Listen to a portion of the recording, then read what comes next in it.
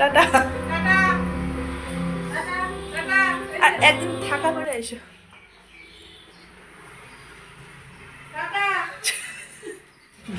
ও বাবু tata.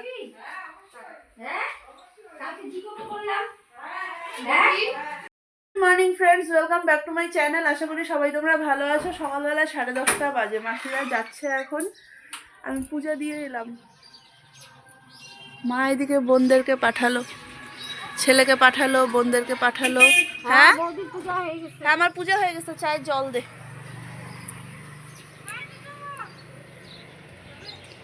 Tata. যাবে না এটা? মেয়ে আমার হোমওয়ার্ক হোমওয়ার্ক করে পাগল হয়ে গেল। মার আবার ফোন বাজে। এত ঠান্ডা লেগেছে না, আবার কে ফোন করে। 2:30 বেজে গেছে, তাড়াতাড়ি খেতে আসো।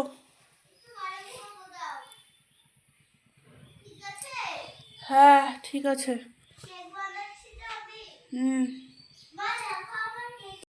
সোয়া 6টা বাজে, ঠাকুর আমার শোয়ানো হয়ে গেছে, সন্ধ্যা পূজা শেষ। এবারে চা বসিয়েছি।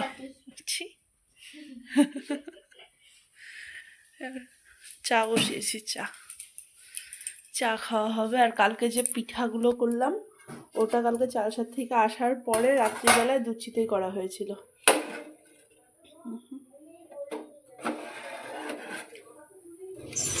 কিছু পিঠা এমনি রাখা হয়েছিল, আর কিছু একটু দুধ চিতই করা হয়েছে।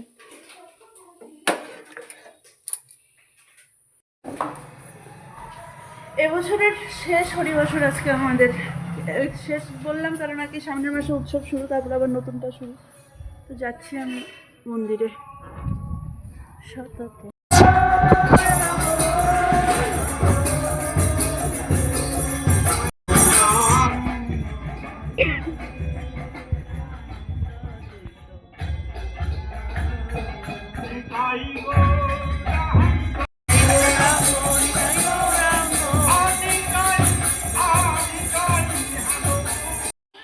আমি পাঠের থেকে আসলাম, মা গেল পাঠে, আর এখানে আমি বসে একটু দুধ চিতই খাচ্ছি।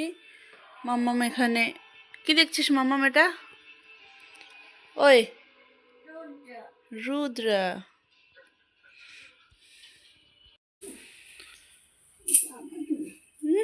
আমার মেয়ের কত চিন্তা জানো, আজকে ওর শরীরটা খারাপ, তাও ও ঠান্নির সাথে শুবে। আজকে দাদু ভাই আসেনি, তো ঠান্নি একা একা শুবে। আমাকে শোয়ানোর টাইমে বলছে যে মা ঠান্নির সাথে শুতে হবে, কিন্তু আমাকে ঠান্নির সাথে দিয়ে এসো, ঘুমালে পরে। দিয়ে গেলাম, দিয়েছি অনেকক্ষণ, ঘুমিয়েছে অনেকক্ষণ।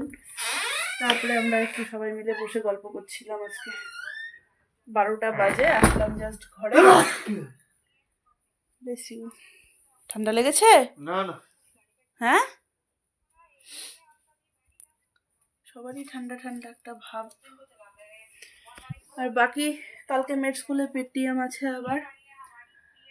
আর বাকি তাহলে চলো আজকে আমি এ পর্যন্ত রাখছি ব্লগটাকে। আর যদি কিছু ভালো লেগে থাকে তাহলে please do like, comment and share, আর সাবস্ক্রাইব করে দিও প্লিজ আমার চ্যানেলটাকে। চলো টাটা, বাই বাই, গুড নাইট।